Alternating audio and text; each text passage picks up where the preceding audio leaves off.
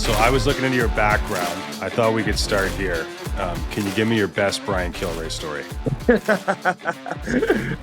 I don't know.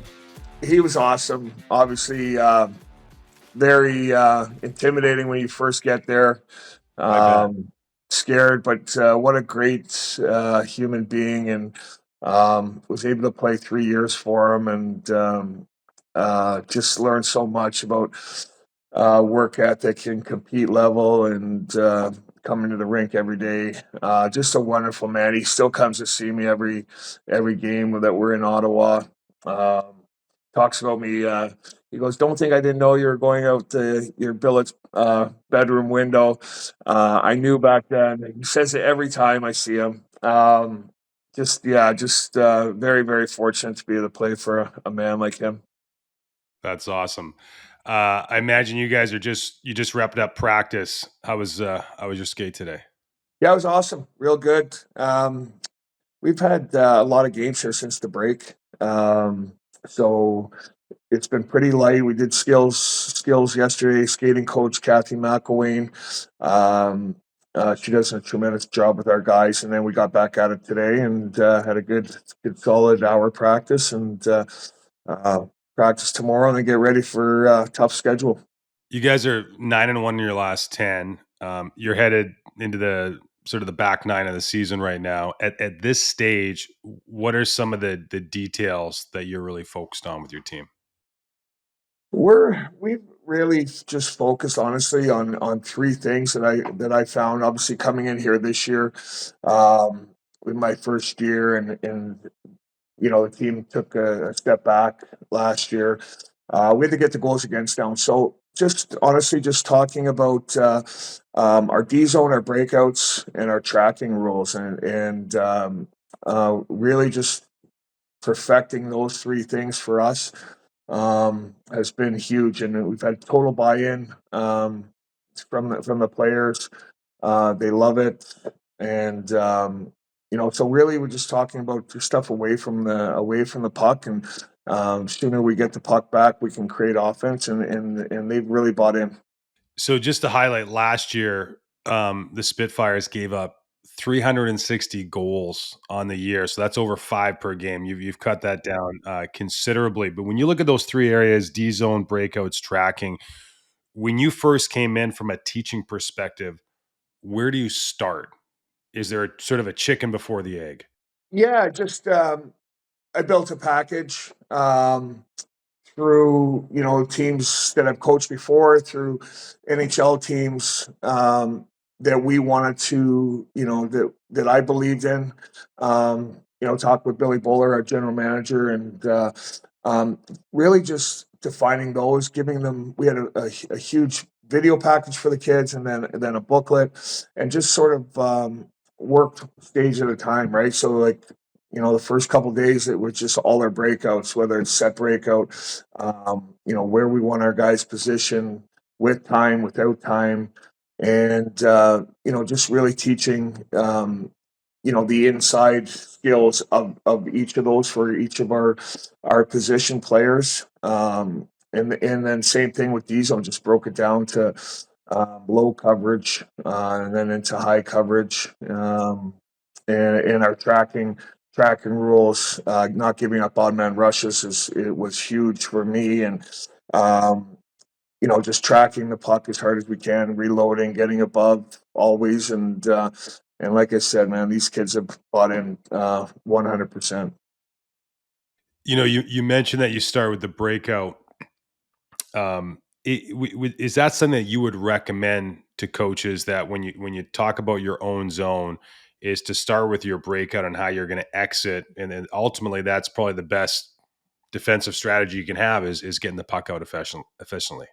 Yeah, exactly, and we break it down even more that breakouts at a D zone coverage. So when we're in D zone coverage and we come up with a puck, how are we going to exit? Making sure one guy has the puck, four guys are getting available, and sometimes it's defense to offense, back to defense on a turnover. Talk a lot about that. Talk a lot about when there's time. We want our guys, kind of our wingers, getting out of the zone when our D have some time, and our centerman coming underneath with speed.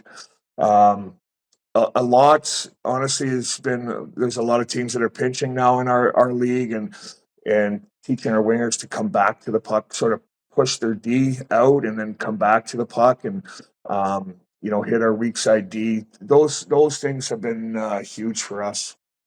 You mentioned giving up less odd man rushes, and one thing that really struck me just going back and listening to your press conference, some interviews you've done, is that I think you do a great job of making the complex simple.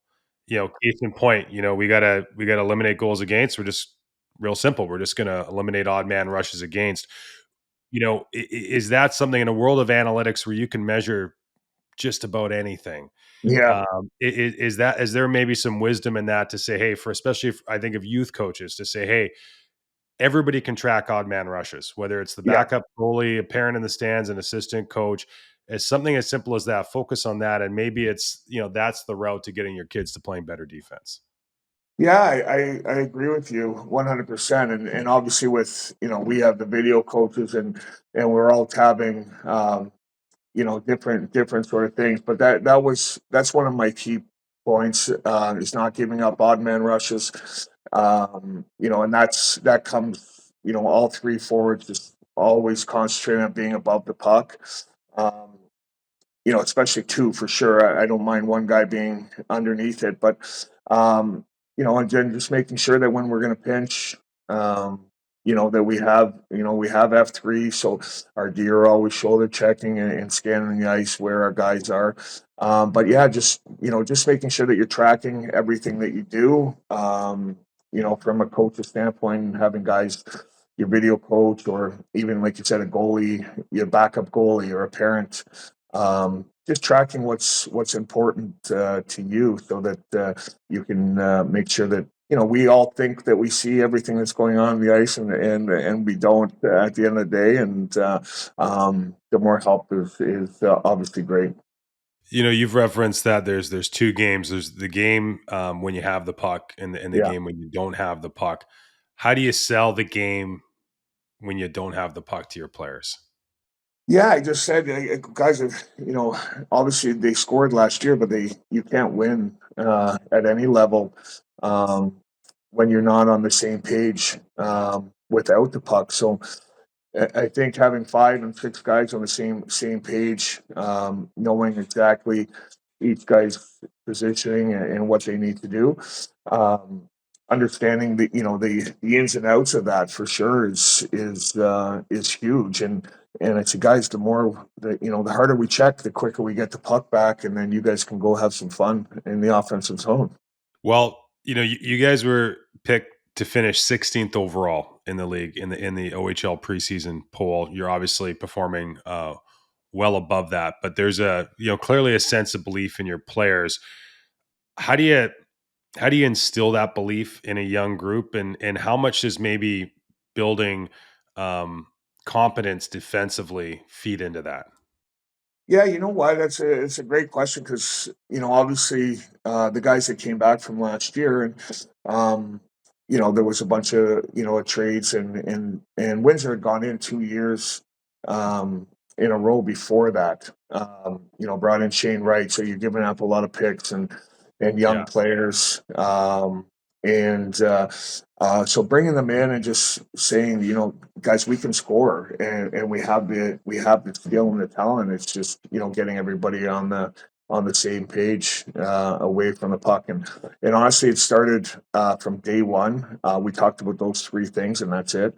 And we were able to go 5-0 in the exhibition Yeah. series, and then it just snowballed, and these keep getting better. These kids are awesome. I have an unbelievable coaching staff here with Coach Casey Torres and Chris Newberry. Like I talked about, Johnny Moran's our video coach, is amazing, and Kathy McElwain, and Rob Maggio's our strength trainer. It's an unbelievable staff we have here. So very, very fortunate. Liam Greentree, your captain, first round pick of the LA Kings, he was quoted recently in an interview saying that quality is a word that gets used a lot Yeah. around your program. What does quality mean? Yeah, it's just, and that comes again. Brian O'Reilly's our sports psychologist, and everything's about quality and self evaluation before anything else. Making sure we're saying for me was learning what Brian likes and what is successful within a team game. Just pointing out quality. That's a quality forecheck right there. F1 went in, went through his hands, was able to, to strip the D of a puck. And so just constantly talking about, quality. That's a quality 1-2-2 right there, guys. And we show them on video. And so that went right down through our whole structure. You guys are humongous. And I just want to read off some stats here. Like you have 15 players on your roster who are over 6'1". You have 6 that are over 6'4". I didn't have enough time to comb the internet, but the only CHL team that I could think of in memory that was, around this size was the old Kelowna Rockets when they played in the old barn and they had Scott Parker, Chris Millette, and a whole bunch of Oh yeah, guys that made it really I fought intimidating. Scott Parker a couple of times. Yeah, he was terrifying, and Yeah, but the game has changed, and certainly you look at a lot of rosters, they've maybe focused on more smaller skilled players, and not that one way is necessarily better than the other, but when you have a roster like this, how do you use that to your advantage tactically? yeah. I just obviously again, Billy Bowler and Frank Ebola, our head scout, have done an unbelievable job, and yeah, we're huge, but we're also very skilled. So um, it's we talk a lot about sticks, like sticks on puck. Elia Protas has an elite NHL stick right now, and it just kind of trickled down using your reach and getting sticks on puck, having them in lanes. Obviously, being trying to play physical and you like you said, there's you go up against kids that are 5'10" and we're 6'6". It's and can skate and move, and it's not about like you said the Scott Parkers and whatever. That's not that's not around anymore. It's about being physical and just in setting our marks and understanding defensively how big we are and how much time and space that we can take away just from our size. So I don't think that there's a coach anywhere that would coach a team like yours and not emphasize you gotta finish your checks. Yeah, But how do you frame that to your players? Because I think finishing your checks is probably what that means is probably different today than maybe it was yeah. 20 years ago. Yeah, I think honestly, just showing tape and finishing your check is like we talked about earlier is not necessarily hitting the body; is going through the guy's hands and separating him from the puck so we can get it. Stick lifts, using that our long reaches. But yeah, we talk a lot about being physical. We're big. Um, we're all trying to get our players to the next level. And you watch the NHL playoffs. Um, if you're not ready to compete and finish your hits, it's going to be a short life for you, right? Even the top guys are all hitting now. So, just really just bearing down on winning 50-50 pucks and just tenacious. You were hired in Windsor the day after your suspension was lifted by the OHL, Yeah, and um, my understanding is that part of that included going to do some psychological coaching, and I don't know if that's the right term, but yeah, listen, I think that we're kind of the same ilk. Like the world's really changed. I think we're yeah, all learning how to adapt. yeah. We've all had to acquire new skills. Maybe what specifically did you learn through that process that you can share with other coaches that are probably looking to take away some of those same lessons?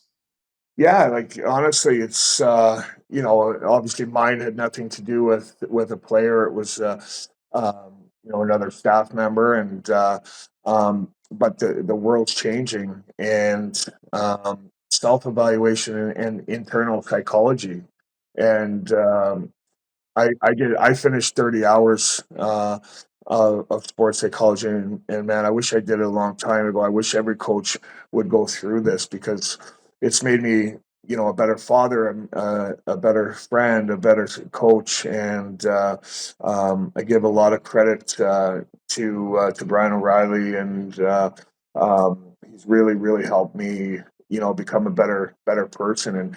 And like I said, my suspension, you face some things that you wish you did in that time. It's an emotional game, and but I think when you learn internal psychology, that's it's so helpful. I love that term, internal psychology. Made a note here. Um, can you describe the first time that you saw Steven Stamkos play? Yeah, man, it was fun. Obviously, I think he had 200 goals in his draft year, Did he and really? 200, yeah. Holy cow, that's Um, Came in, and it just a wonderful person, a wonderful family, amazing kid.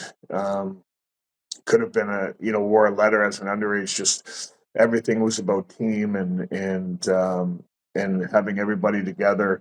But man, shooting the puck, to see a kid like that shoot a puck, it was scary. I talked to them. I had 36 goals in the OHL, so I told my kids, until you get 37, man, you got to listen to everything I say. At 16, the kids, that's so good. I don't have to listen to you anymore. So, Yeah. and then the next year after that, I think it was a couple games after Christmas, and he's got his 37th, and he's like, "Well, now I'm really done. I've done it 2 years in a row." Anyways, he ended up with 59 that year and played in the World Juniors. So, it was so fun, and what an unbelievable person. What did you? I mean, I look at your roster now. I mean, you got some serious ball players, but look at Ethan Belchez, and he looks like he's got special written all over him. What do you learn from early in your career working with a young player like Steven Stamkos? These kids are, I mean, they're so well coached these days. Um, how do you bring value to their game and help them prepare for that next stage of their career? Yeah, you know what? Obviously, having great players of Liam Greentree and Ilya Protas and AJ Spellacy, to guide him, when we're not there. But honestly, with those guys, it's about his habits away from the puck, and it's I get it. It's hard to coach minor midget. There's such a different. Gap of skill and where guys are going. So really, it's just bearing down with Ethan. He's he's 6'5", he's 230 pounds, 16 years old. Again, amazing kid. Just our guys love him. He's so driven to be a pro. Always asking for clips, and really it's just about the little habits of the game, especially away from the puck, where Sure. these young kids, they just don't have it, right? So, sometimes it takes them a while. We've been lucky, like I said, our OA groups elite, and obviously Ethan Belches leads that charge. Well, no, and I wasn't overly familiar with him, but in just doing some research, I would encourage everybody if you don't know about him now, you're going to learn a lot about him within the next 12 Very months quick. after next year's draft. So when you start your coaching career, you spend 8 years in Sarnia as an assistant coach, and what stood out to me about your time there is that you had three different head coaches, which is unusual. Normally, a staff is let go at the same time. um, I'm just curious, like, what do you think it was maybe about your approach at that time that allowed you to, other incoming coaches feel comfortable with you and for you to have that length of tenure? Yeah, it was great, and honestly, I left, for family. We wanted to get back to Toronto. Um, I had another 2 years on my contract still, and decided to walk away. But just really just studying the game, Chris Draper, one of my best friends, um, playing for the Wings, and obviously now head scout and assistant general manager. But to be in Sarnia and be able to go, 45 minutes over the border and go, watch all their practices, speak with their coaches, be in the video rooms, and No way. just kept learning and learning, being able to sit down with a guy like Nicholas Lindstrom and bring it back to our guys, and honestly, just being, you know, uh, just caring for the kids. Really, like I think that's the biggest thing is what's kept me in this game is the kids know that I'm doing this, for their benefit, not necessarily my own, and trying to develop them to get to the next level, and just building relationships, that the kids know you really care about them. I mean, having a front row seat to the Detroit Red Wings of that era, I mean, I don't know if you can get a better education as a young No. coach. Anything that stands out to you that you might have taken away from those teams, be it the coaches, the players, that is still a part of your coaching toolkit today. Yeah, I honestly, I think that the defensive game, and obviously, Drapes is one of the top guys, 4 Stanley Cups, 18 years with one team, character. But when you look back at that team, right from Stevie Eisman, Fedorov, Zetterberg, Datsuk, they were all their best defensive players. They're all won, the Selkie, and they're hardest workers. So, for me to be front row to that, and seeing their top guys be their hardest workers and best defensive players, it just showed me that that's the way, and it is. If you don't have any buy-in defensively away from the puck, you're never winning at any level. So, and to be able to go and watch these guys do their thing, and be able to bring back clips for our guys. Yeah. Stamkos as well, guy like Stammer, who you got to be able to play like, and so just working, diligently with our guys above the puck, and defensive responsibilities. So you got your 8 years at Sarnia, then you move on to become the head coach and GM of the Georgetown Raiders on the Ontario Provincial Junior A League. First time being a head coach, what was that transition like? Yeah, I actually got it. Actually, my second year in Sarnia, they had fired the head coach, and I had taken over. I wasn't ready. I just retired 2 years before, and got right into coaching. Um, I ended up being associate head coach, but just you just learn so much. Sometimes you learn what not to do, right, and from other people. So everything you do is about learning, and listen, I played for some great coaches when I played, starting with Brian Kilrea. I played for John Tortorella. I played for Mark Crawford, Joel Quinville, um, Bruce Boudreau. The list goes on and on. So just taking what I liked and from those guys, and kind of making my own niche out of it. You had a pretty successful run there. Couple Coach of the Year awards, one National Coach of the Year award. You win a championship in 2017. What did you learn about program building? Yeah. And looking at those first 6 years, about how those maybe baby steps that you got to take, both as a leader, but also as a program that leads you to a championship. Yeah, just honestly, there, because I was the general manager too, and so I was doing all the scouting, and honestly, just beating the table, and meeting these kids, and character is so important to me. I here in Windsor, our group is unbelievable, led by Liam Greentree, and again, go back to the Detroit way, is when you have Stevie Eisman and these guys, the young guys have no other way to go than to back check and be responsible defensively and be a good Yeah. teammate. So that's how that program in Georgetown was run, and we just kept going. So then our older guys were showing the young guys, what it took, and what the expectations were to be able to stay there. And by the end, it was on autopilot, and just because of how we did things. And again, it's all about character and skill. And my belief's got to have both. You can't just have one of those. To be a good team. You use that term autopilot. Is that sort of the feeling that we all look for in coaches, where that sense of like, hey, like if I took myself out of this, these players they could drive the bus all on their own and they'd be just fine. Yeah, and that's what I said, and it took a while, but when you coach kids for 5 years and they know exactly, so they're telling the young guys exactly what it's like and how to do things, and obviously there's still a lot of coaching moments within that, but I think to have somebody around for 8 years or to have a coach in one place, as long as things are going well and they're good people and they're good, um, you're developing and you're winning at the same time. I think that's the key. So I was looking through your roster on Elite Prospects of the 2017 team that wins the championship, and so on Elite Prospects they'll have like an NHL logo beside a Yeah. player's name if he ends up making to the show, and I see a New Jersey Devils logo, and I'm like, oh, who's that? And I'm like, Jack Hughes.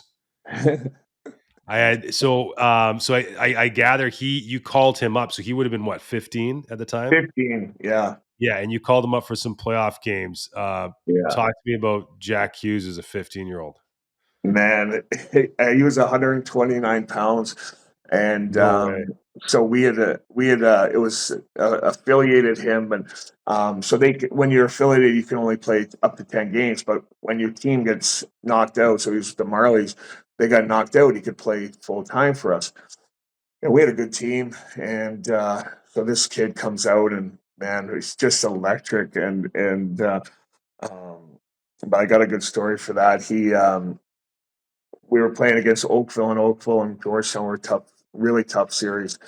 And he's flying around out there, and one of their top defensemen goes, because it was going into his OHL draft. It hadn't happened. So one of their defensemen goes, "What would happen if I break your spine right now?" Yeah. So Jack came back to the bench, and I'm coaching, and Wally. I didn't listen to him, and he's Wally. I go, "What, Husey? The game's going on."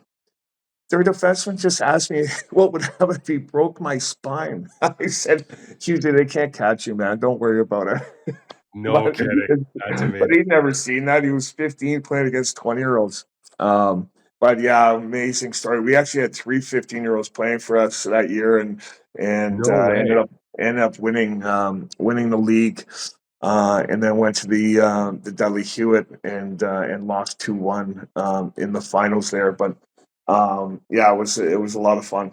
What do you learn about, like, just, you got a young team now, like weighing that, the value of, say, experience and having older players versus, and I think we see in the National Hockey League now too, right? Like you've got young kids that just, maybe they're not 129 pounds, but maybe they're 170 and they're playing in the National Hockey League, but they can think and they can skate and they can handle the puck, and that counts. Yeah, I'm a huge guy. If you go back through all my teams, our young guys play, and I think they have to play and get their feet wet, and making sure that their development is key. You might take a couple losses early, but at the end of the day, when your first and second rounders, if you make them feel comfortable and um, a lot of times they're better than the 19-year-olds, and um, a lot of coaches don't believe in that, but I'm a huge believer in playing our young guys, and also for development reasons, but also for you know agents and parents understanding that when they come to Windsor, their son's going to play as a 16-year-old, right? So Well, you go to Oshawa after Georgetown as the head coach.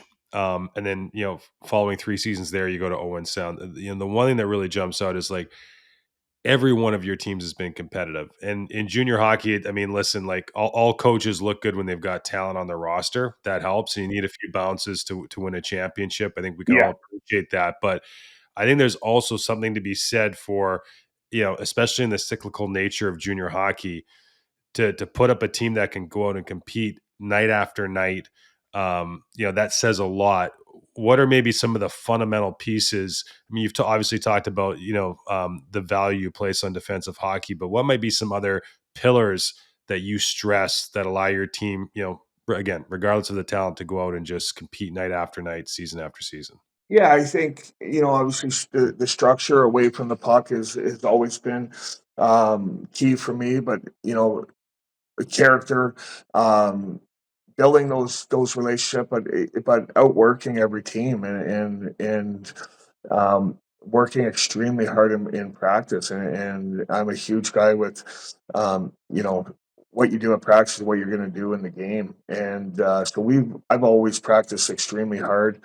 Not long, but making sure that when we do things, we're doing it 100%.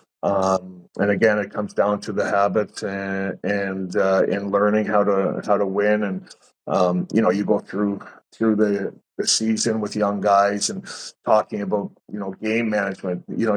Sometimes you got to put a puck deep. With 5 minutes left, and just Yeah. teaching the little things about winning, blocking shots, having those guys, and it's so. Um, Once one guy does it, and then the coaches or whatever are excited, and it's a trickle down effect, and those are the things that win championships for sure. When you talk about practicing hard, I mean, goes without saying you're not the first coach that's asked its team to practice hard, but the reality is some coaches get their teams to practice harder than others, and no doubt that shows up in games. I think some people might hear that and say, "Oh, that's a bag skater. That's Yeah, no. it's a straight line tail." Like, what does a hard practice look like? Like, if we came out and watched the Windsor Spitfires have a hard practice, what would we see? Yeah, just very competitive drills, a lot of 2 on 2, like, I think 80% of the game analytically is 2 on 2 battles and defending. A lot of 5 on 5 stuff, a lot of, small area games, playing every puck out until my whistle, not no flybys, going to the net. If there's a rebound, bury it. Not just looking for the next puck because of a drill. We're extremely hard with that here. And then in structure, systems, playing a lot of 5 on 5 where we're competitive. But again, small area games are huge, with us. Just battles on the wall and winning those 50-50 pucks, or your defenseman having a good stick that they don't, your guy doesn't get a shot on net. We talk a lot about really the game. You can break it down so easy as when you have the puck, are we still on offense after you've touched it? And defensively, do you end plays? So Yeah. we break it down with that for our guys. It's two games. Like, well, why am I not playing? Well, you turn the puck over and all the time, or you're not ending plays defensively. So I think for our guys, that's a huge key for us. I just want to go back to something you said. It's interesting. You talked about in practice the importance of just playing pucks out until the whistle. And it's funny, we had Steve Thompson on the show, who's the head of goaltending development for USA Hockey a couple weeks ago, and that was the number one thing he recommended to coaches. He said, when you're doing drills, he's like, your goalies are going to get so much better if you just allow the scramble to happen. And he goes, in the same token, your team and players are going to get way better. Like, you're going to become a better offensive team. So just to be clear, like, is that some drills, most drills, where you just that puck is alive until you say it's dead? Every drill we do, yeah. Like, we don't want our Okay. guys flying by, and we don't have a lot of drills because of that reason of, just a shot on net and then look for another puck. And it's more bearing down individually on your puck touches and again doing the little things to make sure that we're stopping at the net, not looking for another puck. It takes a while, this year we have a couple drills that you know and I always tell them, "You play this puck out until you hear my whistle," and they're already looking for something else, Yeah. and those are teachable moments, and then they don't usually do it again after you blow it down, and it's honestly constant coaching on the ice. Blow it down. I know it's early in the season. It's blow it down. You were in the wrong spot. That's the wrong play, and come on, boys, let's get this right, and then it just trickles down to everybody, right? So.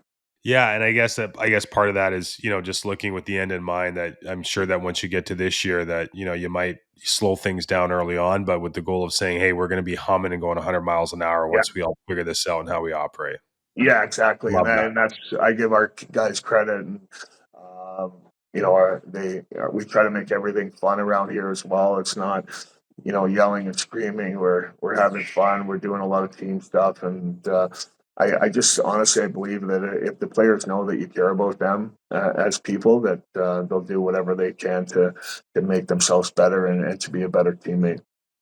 Well, speaking of fun, what's the one small area game when you say, boys, we're doing this game? What gets the group fired up in practice? I know what our guys love it. We have a ton, and Casey Torts does a lot of great drills. We have one in the neutral zone that we do 2-on-2, and 2-on-2 battles that they love, um, and they can use the other four lines, so it's a line on each, just outside of each dot, Yeah. and you pick the two teams, and the two guys can move a puck to that line and get open. And talking about boxing out and sticks on puck, and just making it competitive, and whatever it is, maybe the losing team that has to do a couple laps, but they're so competitive now, and they love it. That's great. Um, Going back to your playing career, I mean, you mentioned, I mean, you played for, a long list of decorated coaches. Maybe Yeah, starting with John Tortorella, young John Tortorella with the Rochester Americans. yeah. What do you remember about that experience? Oh man, he's people have like totally the wrong impression of this man. He's such a family man. He's so caring, um, and obviously very very intense. But I'll tell you a quick story about Torres. I played for him, and I was just on a 1 year deal, and the season ended, and he called me um, about 3 weeks later, and he's like, "Well, I'd like to resign you." I'm like, "Oh man, I'd love that." So, anyways, he goes, "How's a 2 year deal? This and that. We get it done." He goes, "Okay, it's done." He goes, "I wanted to take care of you. I before I left, I just got the head coaching job of the New York Rangers, but I wanted to take care of you before I left." No So way. I was like, "This is amazing, man. Like, thank you so much, Torts." Anyways, I go back and I'm telling my buddy, and he goes, he really liked you, Wooly. He would have took you to New York with him."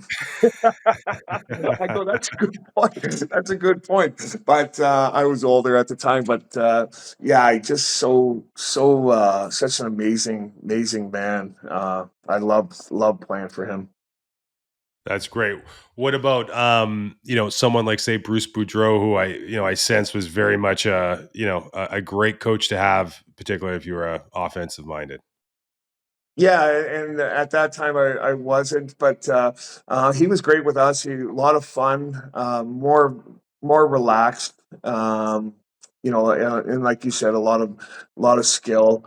Learned a lot from him. The little things offensively that obviously he was a great scorer, but he was a really really good guy. A lot of fun. He was very funny, and kept the room very loose. Greg, so as you go down the stretch here, man, the Western Conference and the OHL, it always seems to be like a three-headed giant between Windsor, London, and Kitchener. And it looks like this year, and I mean Saginaw certainly in the mix as well.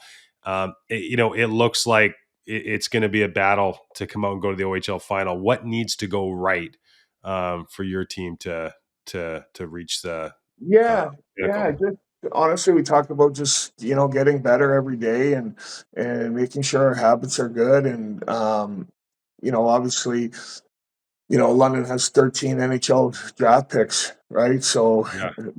they're stacked. But we played them extremely well. We just played them last Friday. We were out shooting them 25-12.